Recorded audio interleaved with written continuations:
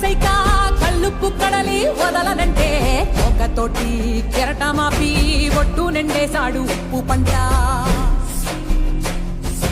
గొడ్డుకారం ముక్క మునిగి పైకి మొక్కుతుంటే చిన్న తల్లి కంటి రెప్ప నంటకుండా తిప్పే గాలివాటం